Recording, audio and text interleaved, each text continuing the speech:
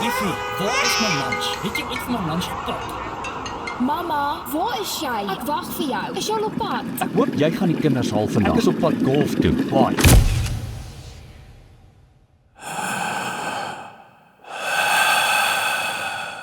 Goeienaand en welkom so van my kant af. Dit is so lekker om elkeen van julle te sien en hier is ons weer. Hier is ons by ons aandreeks en ek wil eintlik begin deur al 'n vraag vir jou te vra en ek dink en ek glo regtig dat hierdie vraag iets is wat jy daagliks vra vir jouself, dalk vir iemand anders, meer vir iemand anders as wat jy vir jouself die vraag sal vra en ek's baie nuuskierig oor elkeen se antwoord. So, die vraag sal wees, hoe gaan dit met jou? Het jy al daai vraag onlangs iemand gevra? Natuurlik het jy daai vraag vir iemand gevra en wanneer iemand daai vraag vir jou vra, wat sal die antwoord gewoonlik wees? Goed. Iets wat ek meer gereeld hoor is dalk nie noodwendig goed nie, maar is ek weet nie of julle hom al gehoor het nie. Hoe gaan dit? Besig. Niemand hier nie, is julle nie besige mense nie, great. Ek is so bly, hier's nie besige mense vanaand hier nie. Ek moet sê, dis iets wat ek gereeld hoor en jy kan nou nie niks sê nie, want ek het al baie van julle hande geskryf en ek weet, jy het al baie gesê. Ja, dit gaan besig. Nou, hoekom ek hierdie vraag vra en hoekom hierdie onderwerp vir my nogals fascinerend was, het so klein bietjie navorsing gedoen en agtergekom dat meeste van ons wat hier so sit vanaand, ervaar iets en ervaar regtig 'n tipe van 'n moegheid. So as ek jou moet vra, eintlik is, voel jy so klein bietjie moeg, wat sal jou antwoord wees? Nou, om te vra of jy moeg is, jy sal miskien ook dink, Jonathan, nou dat jy daarvan praat, ek het my middagslaapie gemis. Ek voel so klein bietjie tammerig en dis altyd vir my lekker om na die 6 uur diens te kom in die aand, want jou en Tommy se stem gewoonlik sit net die regte knoppies aan, dat ek so vir 'n oomblik my oë kan toemaak. Ek weet wie jy is, en ek sien jou ongelooflik baie. Maar hoekom ek hierdie vraag vra, is jy moeg? Want dit gaan baie meer oor fisies, dit gaan baie meer oor net, ek voel so klein bietjie moeg, dit gaan verder as dit. Toe ek so klein bietjie navorsing doen, kom ek agter dat daar ongelooflike statistieke is rondom net die idee van moegheid, en die eerste enetjie is in Suid-Afrika volgens die Mental State Organisation, is 69ste uit 71ste gerang.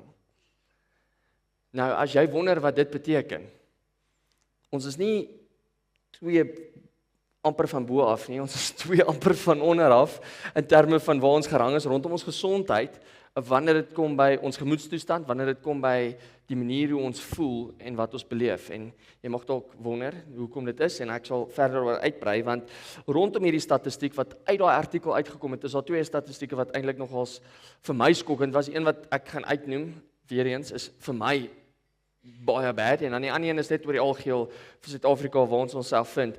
Die een is 45.8% van verpleegkundiges ervaar hoë vlakke van emosionele uitputting. Nou, dis al vir jou miskien ook nie so belangrik nie, vir my, wat al by die hospitaal was, dit maak my bekommerd. Want jy weet nie wie aan jou werk nie, en net gou-gou, imagine iemand is so moeg, hulle sit die verkeerde drip in. Morfine, dit sal lekker wees. Maar ek dink vir 'n oomblik, dit is skokkend. Dit beteken dat die mense wat jou lewe moet red, is 10 teen 1, van die 2 wat besig is met jou, is 1 amper besig om uit te brand. En dan die een wat eintlik maar relevant is op elkeen van ons, en uit hierdie artikel was dit vir my baie fascinerend, 1 uit elke 3 Suid-Afrikaners is besig om uitbranding te beleef. Werknemers, mense wat te werk het, die risiko is baie hoër vir besigheidseienaars wat ook natuurlik hierso betrokke is vanaand. En toe ek hierdie statistiek lees, toe ek hierdie sien vir die eerste keer, toe sê ek soos 1 uit 3 kan nie so bad wees nie, want as jy net 'n groep van 30 moet vat, beteken net 10 is baie moeg. Maar toe ek verder lees, toe kom ek agter dat die 2, dit was 'n snaakse een, 2.5 uit elke 3. Nou ek weet nie wie die 2.5 is nie, ek weet nie of dit 'n swanger mamma is wat 'n kind het wat nog nie moeg is nie, maar 2.5 van 3 mense is op pad soontoe of in 'n staat van uitbranding. En toe ek dit sien vir die eerste keer, toe besef ek, wow.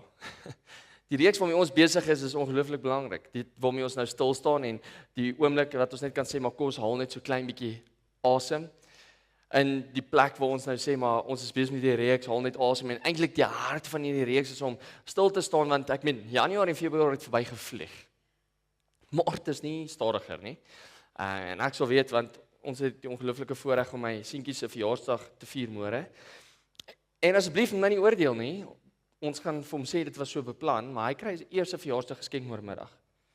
Ons het dit so beplan. Ons het nie vergeet om iets te kry vir sy verjaarsdag nie. Want ons was nie besig geweest nie. Maar tyd vlieg verby en jy vra amper jouself die vraag, hoe is dit moontlik? Tyd is amper nie eens meer relevant nie, en hoor my gou-gou, ek hoor en ek weet nie of dit so is nie, dit was vir my definitief so, en miskien kan julle vir my praat, maar in laerskool het ek het gevoel of die tyd vir ewig vat om verby te gaan.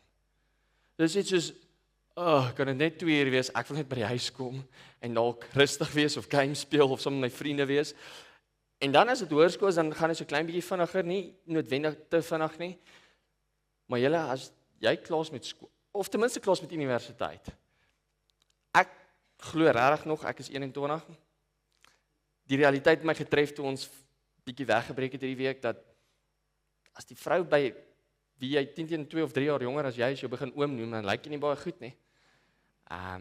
Dit beteken, jy moet dalk bietjie meer rus as wat jy gedink het jy moet, maar ek dink as die 2 kinders, né? Dit moet die 2 kinders wees. En ek besef net, okay, tyd is besig om weg te hardloop en dit is net so, dat wanneer ons iets nuuts leer en wanneer ons iets ervaar, dat ons meer tyd kry, maar iets anders ook rondom rus wat tyd so klein bietjie beter maak vir elkeen van ons. So in die reeks wat ons gaan doen is, ons gaan so klein bietjie stil staan rondom 'n konsep en ek dink Tommy het in die begin het hy so mooi gepraat oor die waarde van asem, dat asem iets so ongelooflik belangrik is en toe God in die begin asem geblaas het, hy lewe in ons ingeblaas. En laasweek het hy natuurlik vir ons aangegaan en so klein bietjie gesels oor om stadig te gaan is beter. En wanneer ons so klein bietjie op 'n oomblik net, ek weet nie of hy die vergelyking gebruik het heeltemal tussen die haas en die skilpad nie. Ek het nog nooit 'n skilpad sien haas wen nie, by the way, maar die konsep verstaan ek en ek verstaan dat wanneer ons goed deeglik doen en die regte tyd daarvoor vat, dan is dit goed vir ons. Maar waar ons vanaand wil gesels is so klein bietjie oor hoe presies lyk dit wanneer ek en jy moeg is. En ek besef, vanaand sit die mense wat dalk nie noodwendig fisies moeg is nie, maar mense wat verstandelik moeg is. Mense wat emosioneel moeg is, mense wat hier sit en wonder, eers maar, ek weet nie of ek kan sien vir môre nie, ek weet nie of ek kan sien vir die week nie, ek weet nie of ek kan sien vir die maand nie. Want die eenvoudige beginsel is, daar's net te veel. Die stres is net opgehoop. Ek praat so baie tydkeer met tieners en dan baie keer dan sê hulle vir my, Jonathan, dit hou net nie op nie. En dan wonder ek by myself, maar ek kan nie onthou dat dit so besig is, en dan sê hulle my, hoe hulle skedule lyk, en dan besef ek, dit is verskriklik rof, dis definitief rower as wat dit was toe ek was, want ek weet, ek het net geworry oor rugby, en akademie was nie hoog op my lys nie, maar ek besef, dit is actually iets waarvoor jy eintlik skool toe moet gaan. En toe begin ek die vraag vra, maar wat beteken dit dan eintlik om moeg te wees? As jy sit en jy voel dalk, jy's maar ek is heeltemal fisies moeg nie, ek voel eintlik great. Miskien val jy aan die kant waar jy verstandelik of emosioneel moeg is. En ons 3 kategorieë volgens navorsing waarin jy regtig moegheid kan ervaar. Die eerste een is fisies. Ek dink dis die eenvoudige een wat ons elkeen kan besef. Is wanneer jy fisies moeg is dit net jy het nie baie energie nie, jy ervaar uitbranding. Jy kom op 'n plek waar om alles te doen is net moeite. Ek besef ek het so klein bietjie gerus. Ons is vir die week weg gewees en ek dink Tommy het dit so beplan. Dit was nie my beplanning nie. Dat na 'n verlofweek moet ek kom preek. Kan julle dink Tommy, hy het nie en ek wil spreek want hy's nou op verlof. En hy gaan nou lekker is en hy gaan so klein bietjie daar by die see lê. En ons is glad nie jaloers nie. Al was ons weg gewees vir 'n week. En ek besef toe dis so lekker om oor die onderwerp rus te kan praat want ek besef eintlik wanneer dit kom by fisiese uitbranding, wanneer dit kom by fisiese moegheid, die een ding wat ons almal ervaar is 'n tipe van ek sê lus vir enigiets nie. Enige taak wat ek doen vat my lank om te herstel as ek moet gaan draf. Nie, ek weet Tommy is 'n groot drawer nie, maar miskien is jy dalk en gewoonlik as jy 'n draf gevang het, was dit oukei geweest of gewoonlik as jy 'n taak aangepak het, as jy iets gedoen het en na dit was jy vinniger om te herstel, jy was beter geweest, waar dit nou vir jou so klein bietjie meer uitdagend is. Jy raak so meer moeg en een van die goed wat mense ook ervaar wanneer hulle besig is om regtig moeg te word en dalk op 'n plek van uitbranding te kom, is om te slaap is selfs moeilik. Maak nie saak hoe moeg jy is nie, om te slaap is ook so klein bietjie van 'n uitdaging. Die volgende een is verstandelik en kyk, hierdie was een wat my nogals gevang het. So volgens navorsing wat eerstens gebeur wanneer jy begin stres ervaar en moegheid ervaar en so klein bietjie aan die kant lê van uitbranding, dan swel jou amygdala. Nou ek weet en ek is heeltemal bewus daarvan dat ja, ek wou 'n marinebioloog word, maar my punt het dit nie toegelaat nie. Maar toe ek hierdie lees, toe besef ek dit is die plek in jou brein waar jy 'n fight or flight het. En dit is die plek waar jy ervaar dat dit wat in jou lewe besig is om te gebeur, jy konstant op 'n plek is waar jy vrees ervaar, waar jy stres ervaar. En as gevolg daarvan is daar 'n hormoon wat vrygestel word wat kortisol is en hierdie is die hormoon wat seker maak dat jy heeltyd voel of jy weghardloop of beklei vir iets. Nou ek besef baie van ons hierso is dalk besig om weg te hardloop van 'n konfliksituasie of iets wat jy ervaar. Of van ons is besig om te fight en konstant in 'n fight te wees. Of dit nou is met die persoon met wie jy sit vandag, of dit is met jou ouers, of dit is dalk met vriende. As jy is konstant in hierdie plek waar jy besig is om te veg en konstant te veg en die oorsaak van hierdie verstandelike moegheid is jy vergeet dalk goed. Nou ek gaan nie dit as 'n verskoning gebruik nie want my vrou het vir my gesê ek het jou gesien terwyl jy vars is en jy bly goed vergeet. So ek gaan nie dit gebruik as 'n verskoning nie en ek het nog nooit een van my kinders by die huis vergeet nie, so asseblief moenie daaroor stres nie. Maar ek is iemand wat baie goed vergeet en ek gaan nie dit gebruik as verskoning, maar miskien is dit jou verskoning om te sê maar ek begin goed vergeet. Ek begin op 'n plek kom waar dit moeilik is vir my om goed te onthou en op 'n plek toe kom waar ek konstant besig is met die regte goed. En wanneer kom by verstandelik is dit ook die plek waar ons so klein bietjie van ons moeg raak, fokus verloor op dit wat werklik saak maak. Mense verloor selfvertroue, mense kom op 'n plek waar hulle heeltyd hulle self bevraagteken. En dan die derde een is emosioneel. Wat eintlik baie aanlas by die laaste gedeelte wat ek genoem het, is wanneer mense emosioneel moeg is, dan twyfel jy heeltyd in jouself. Jy kom op 'n plek waar jy voel jy kan net nie meer aangaan nie. Jy verloor fokus op baie goeters en ek wil jou regtig aanmoedig en ek wil regtig jy moet inleef op die volgende gedeelte. As dit jy is, het ek vir jou goeie nuus. Jesus kom en hy nooi ons in Matteus 11 vers 28, 'n vers waar ek ongelooflik mal is. En hy praat hier spesifiek met mense wat moeg is. Nie net mense wat fisies moeg is, nie mense wat emosioneel moeg is, mense wat verstandelik moeg is, mense wat genuine op die oomblik hulle self op 'n plek vind waar hulle voel ek kan nie meer nie, ek is op die punt om net op te gee. En hier is wat Jesus vir hulle sê. Kom na my toe. Dis mal oor daai woorde. Kom na my toe. Julle almal wat moeg is en swaar laste moet dra. En ek sal julle lewens verkoop. Neem my juk op julle skouers. Kom leer van my, want ek is sag en nederig van hart. En julle sal rus en nuwe moed vir julle lewe kry. Want my juk is sag op julle skouers en my las is lig om te dra. Dis mal oor hierdie uitnodiging van Jesus af, want wat hy sê vir elkeen wat moeg is, elkeen wat hulle self op 'n plek van uitbranding vind, hier's 'n uitnodiging. Dis kom na my toe. Ek weet nie hoe baie keer het jy al jouself in 'n situasie gevind waar jy regtig besig is om te veg en besig om te vlug en jy ervaar soveel goed en jy weet net of jy kan aangaan nie.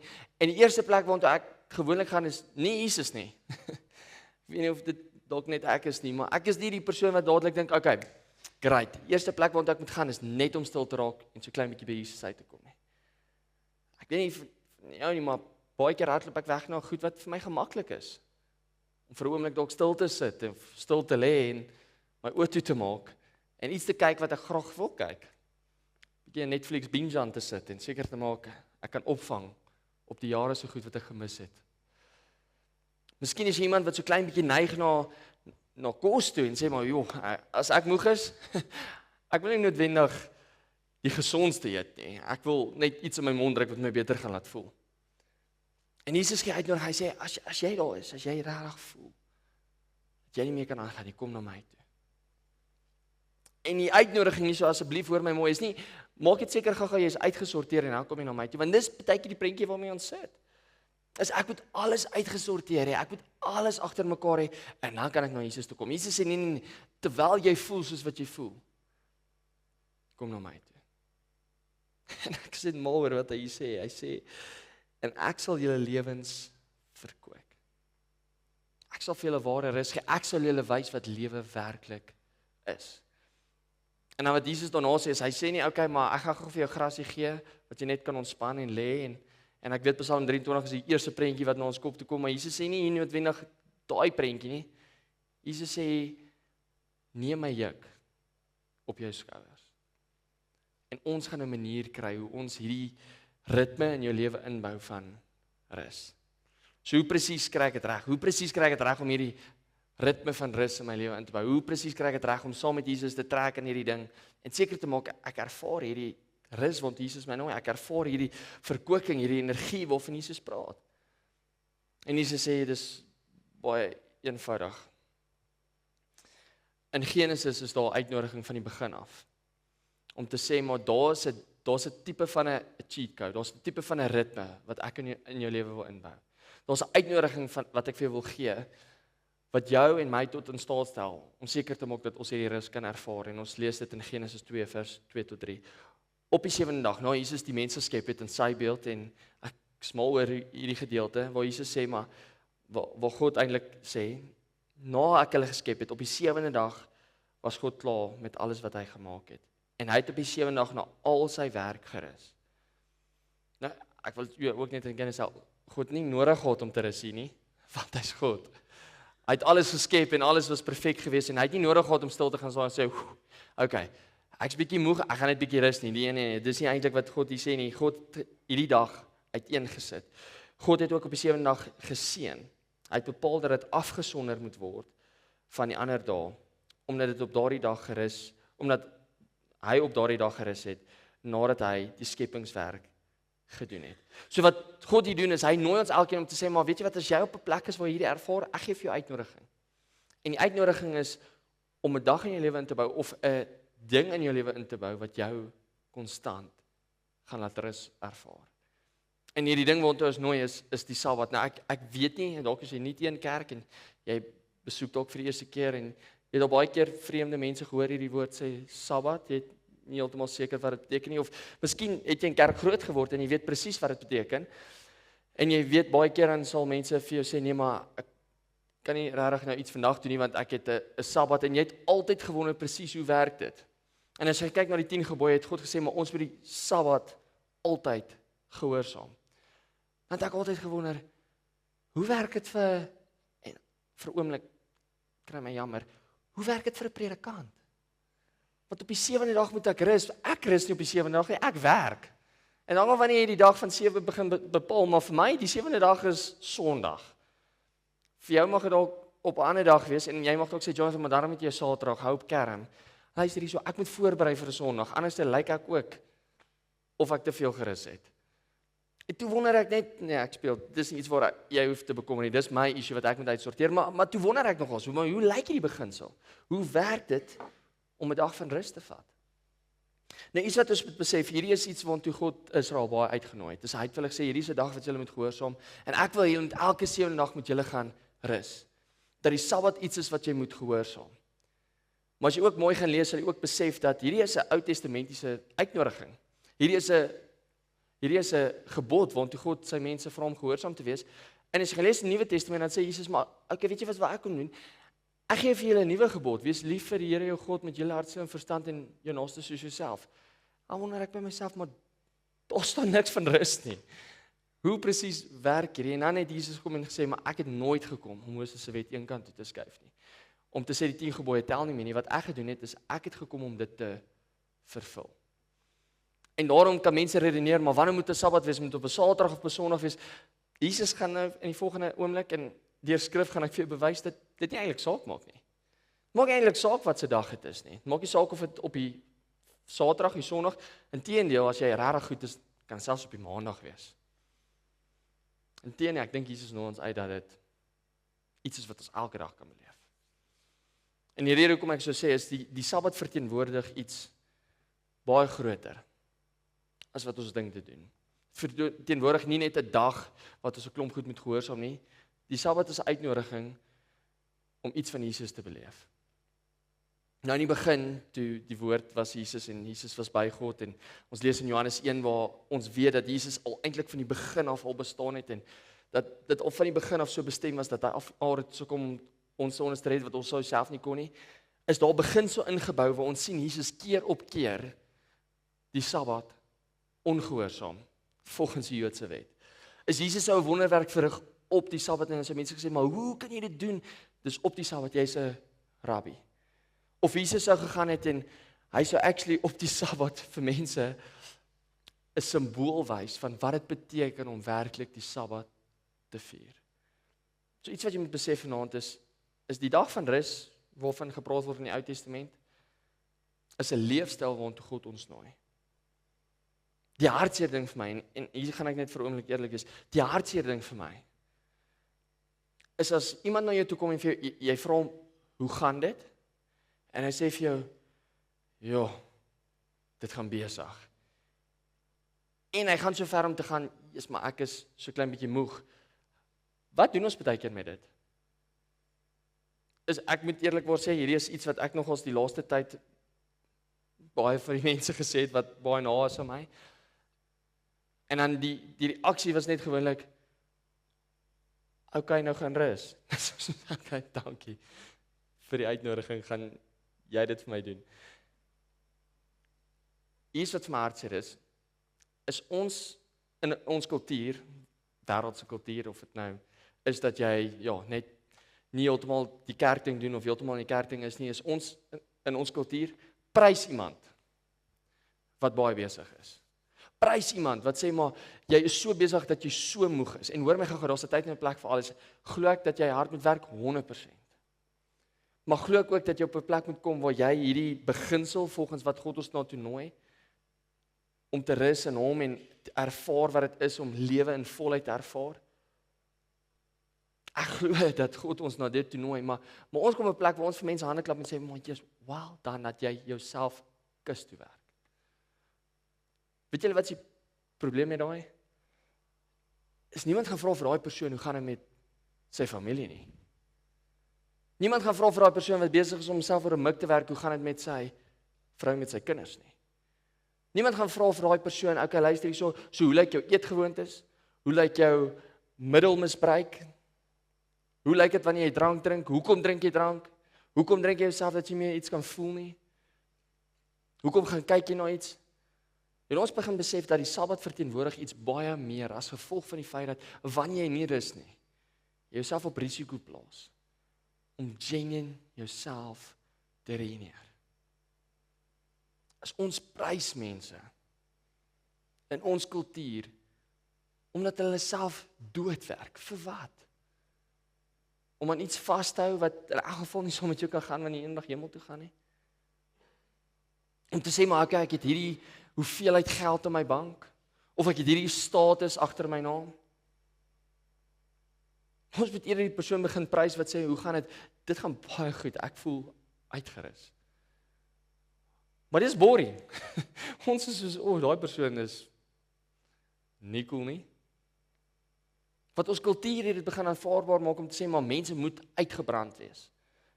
Mense se huwelike, mense se vrou met hulle kinders, mense die manier hoe hulle leef.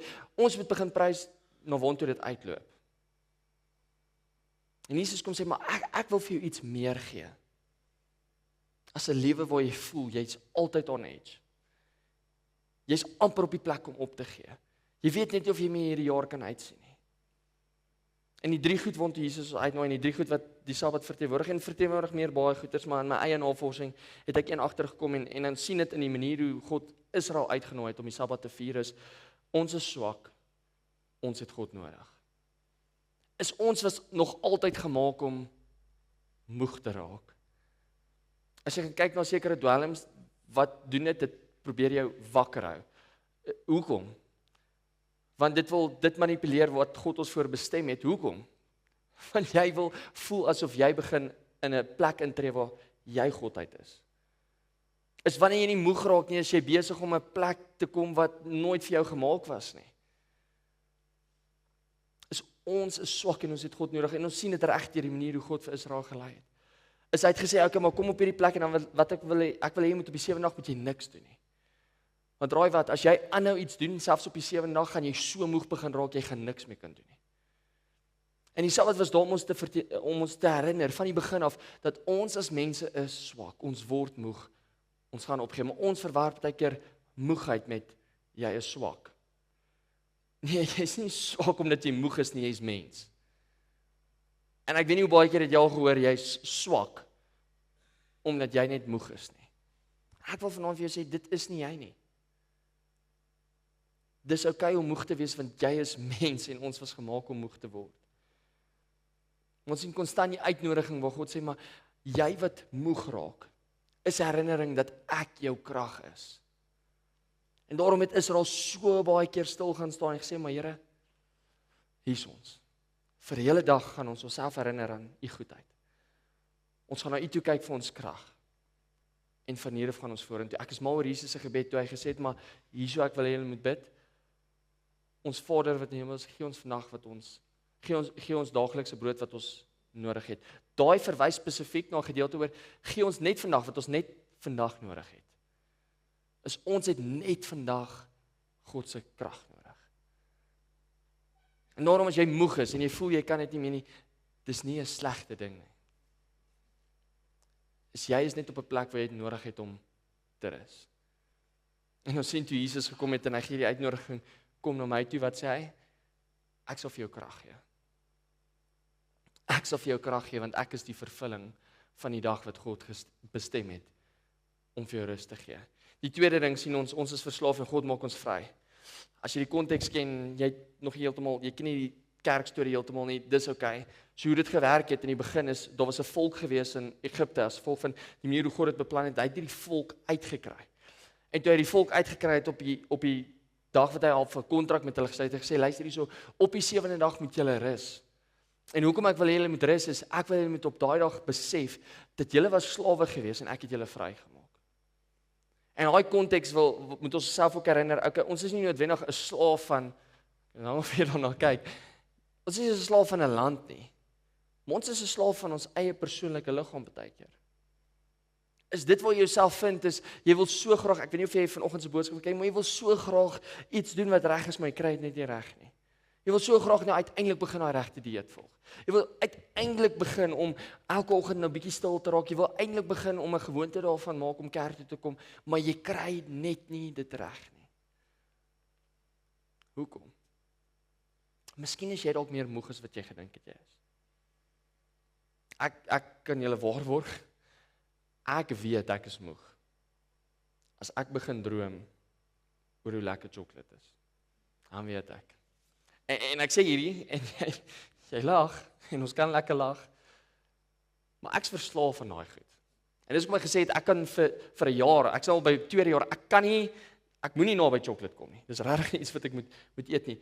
Want sodra ek op 'n plek kom waar ek moeg raak, ek beloof julle, teen die tyd wat ek terugkom van die winkel af, is die 3 wat ek gekoop het, nie meer nie. En ek moet 'n goeie verskoning kry oor hoekom my kinders en my arme vrou nie eens 'n happie van 'n sjokolade kan kry nie. Maar verder is dit, as jy nog nie weet nie, en as ek nog nie dit gesê het, en dit mag dalk vir jou skok wees, ek was verlang verslaaf aan pornografie gewees. En die neiging of die versoeking om weer terug te gaan na so 'n plek toe, is wanneer ek werklik moeg is. En jy sit hier en jy besef, dis dieselfde met jou. As jy het 'n gewoontetjie, jy het 'n dingetjie, daar's iets in jou lewe, dat wanneer jy moeg raak, jy 'n neiging het om hierdie ding te beweeg. Hoekom? Want 'n staat van rus is 'n staat waarin God ons gesit het om te sê, maar nou wil ek hê, jy moet besig wees met die regte ding. En die vyand wil ons stoot en ons een kant toe druk, dat sê maar, maak jouself moeg, is reg, prys jouself, gee jou lewe offer vir geld, vir roem, vir sukses, want wanneer jy op baie plekke is, raai wat, jy gaan so moeg begin raak, dat jou lewe gaan begin weggooi vir goed wat nie werklik saak maak nie. Ek is mal net oor hoe Jesus vir ons die uitnodiging gee om te sê, maar ek is die een wat jou vry maak. Die derde punt, voordat ons net mooi kyk hoe hierdie alles saamgevat word, is ons is skuldig en Jesus het betaal. Daar is geen manier wat enige van ons genoeg kan doen, genoeg kan betaal, genoeg enigiets om te kan sê, maar ons verdien dit om eendag in die hemel te wees nie. Want die standaard wat God vir ons gestel het, was net en is net ongelooflik ver bo ons vermoë. En God het gesê, maar ek wil hulle moet die 7 dae rus, en as mense gaan kyk na die manier hoe God wou gehad het hulle moet rus, was dit baie keer om niks te doen nie, tyd te spandeer om hulle self te herinner van waarof hulle gekom het, om hulle self in die oë te kyk en te sê, waar is hulle vandag en waartoe is hulle op pad? En weet jy hoe hartseer kon dit gewees het, om te sê, maar dit waartoe ek op pad is daar niks vir my nie. Dat wanneer ek en jy rus vind, is om te sê, maar dit waartoe ek en jy op pad is net na seer toe. Maar Jesus sê, maar wat ek wil doen is, ek wil jou herinner om vir jou te sê, maar wanneer jy dag van rus ervaar, is dit om hoop te hê vir 'n toekoms. Dat ek betaal het vir dit wat jy nodig het. En daarom vra ek myself, en jy vra seker ook die vraag, ek is wanneer is die Sabbat? Is dit nou op die Saterdag of op die Sondag? Jy het nog steeds nie my vraag geantwoord nie. Dis op een van daai dae nie. Dis 'n gewoonte wat ek en jy in ons lewe moet inbou. En die beste manier is om 'n dag te vat. Maar die werklikheid is van ons werk 7 dae 'n week, dalk night shift en jy het 'n breakdown en shutdown. Van ons het dalk 4 dae aan en 3 dae af en ek dank die Here vir jou want jy kan ook 3 dae lekker is. Maar dink net vir 'n oomblik, dis nie prakties moontlik in ons samelewing nie. Hoekom sou God so iets gemaak het as dit nie moontlik was nie? Is weer eens, ek is mal daaroor wanneer mense 'n standpunt inneem en sê, maar ek sal nie op 'n Sondag sport doen nie, want dis my Sabbat. Maar dan staan 'n ander met choppie nog steeds en drink sy biertjie en sê, ja, cheers. Dis skyn heilig. Is om te sê, maar ek sal op 'n Sondag sal ek niks doen nie, want dit is die dag wat die Sabbat is.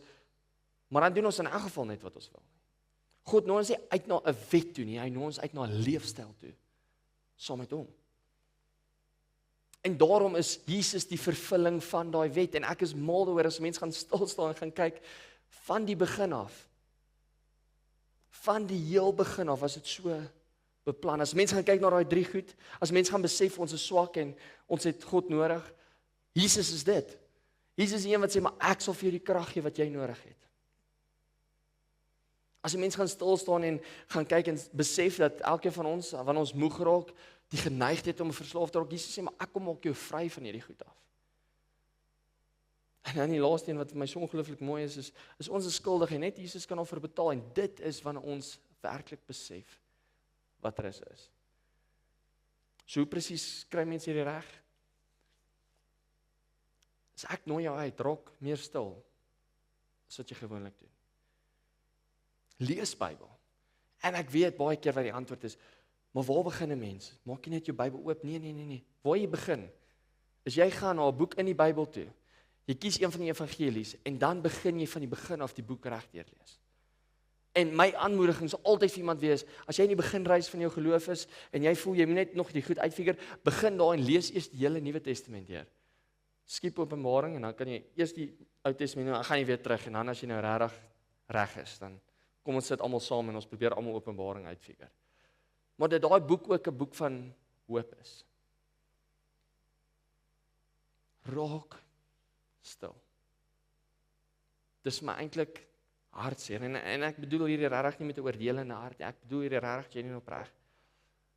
Hoe min van ons, en ek sluit myself in, hoe min van ons regtig die woord ken.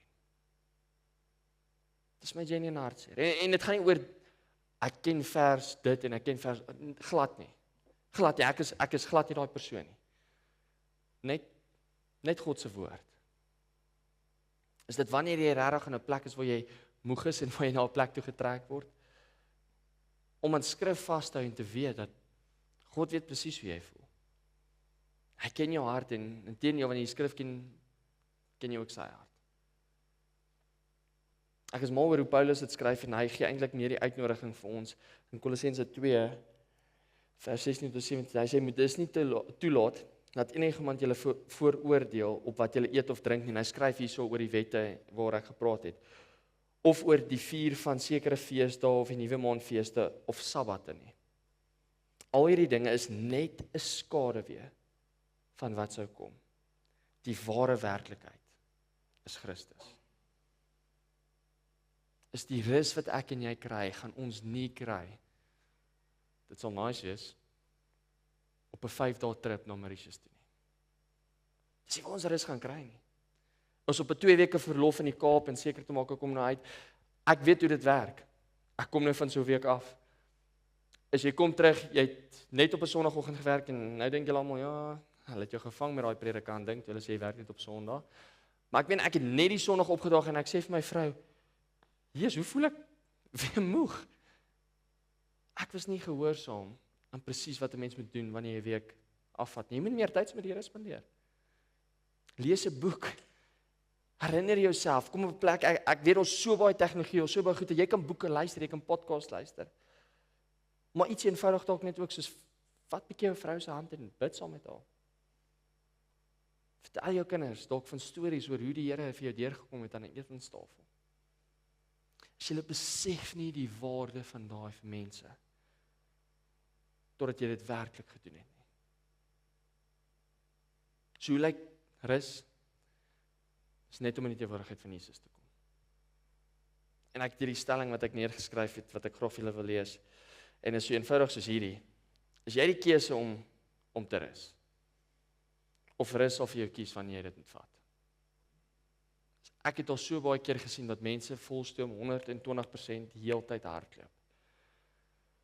Tot op 'n dag waar lewe 'n streep trek en sê, is nou klaar. Operasies, goed wat met jou gebeur. Dan vra mense baie keer, maar waar op aarde kom hierdie vandaan? Dit is rus wat eintlik vir jou sê, maar jy was nie gehoorsaam nie. Ek sal nou seker maak jy raak gehoorsaam. So die vraag is, gaan jy rus kies? En hier is 'n genuine ernstige uitnodiging, want ek dink nie ons besef hoe gevaarlik dit is van ons moeg is nie. So ons het die vermoë om ons lewens te ruïneer. En net in die teenwoordigheid van Jesus. Net wanneer jy by 'n plek uit kan kom waar jy konstant jouself volmaak met sy woord.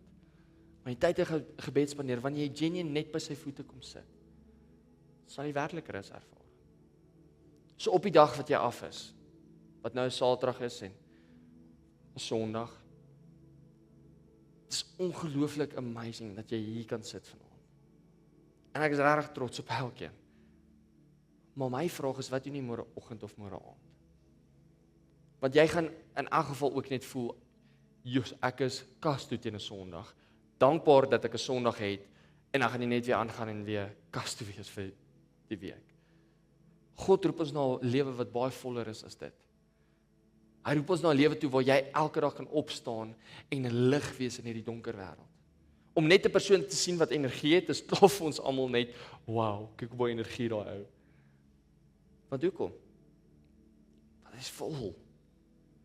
En dis 'n lig en dit eer God. So wat se keuse gaan jy maak? Kom ons sluit ons oor, dan bid ek vir ons. Hemelse Vader, dankie vir die ongelooflike voorreg wat ons net stil kan raak en vir sê, Here, ons is so lief vir U. Vir elke persoon wat hier so sit en elke persoon wat voel hulle is moeg en elke persoon wat voel hulle kan net nie meer aangaan nie. Here, kom U en U gee vir ons die uitnodiging van U seun. En Here, ons kan sien deur U seun dat U elke belofte vervul het. Dat U gesê het, maar die rus wat ek graag vir jou wil gee, kan jy kry in my seun. En Here, in die teenwoordigheid kan ons ervaar dat U die een is wat vir ons krag gee. U die een is wat ons vry maak en U die een is wat ons skuld betaal het. En Here, daarvoor kan ons nie genoeg dankbaar wees nie. Ons kan nie genoeg dankie sê nie. Here, ek bid so, mag ons 'n gewoonte inbou waar ons meer gereeld na U toe kom. Dankie daarvoor, Here. Ons bid in Jesus naam alleen. Amen. En amen. So ek wil jou regtig uitnooi om hierdie week erns te maak en regtig teenwoordig te wees by Jesus. En volgende week gaan ons hierdie reeks afsluit en ek's baie opgewonde daaroor, want ons gaan so klein bietjie oor 'n onderwerp gesels, dat as jy genuine moeg geploeg is, en jy het herlewing in 'n sekere area van jou lewe nodig, jy het herlewing in 'n sekere dimensie nodig, dat God werklik iets kan doen, wat jou kan skuif in jou lewe. So, moenie volgende week mis nie, nooi 'n vriend, kan nie wag om jou volgende week te sien nie, maar mag jy 'n gesonde en 'n goeie week hê, mag jy goed rus, en kan nie wag om jou volgende week te sien nie. Goed gaan, totsiens.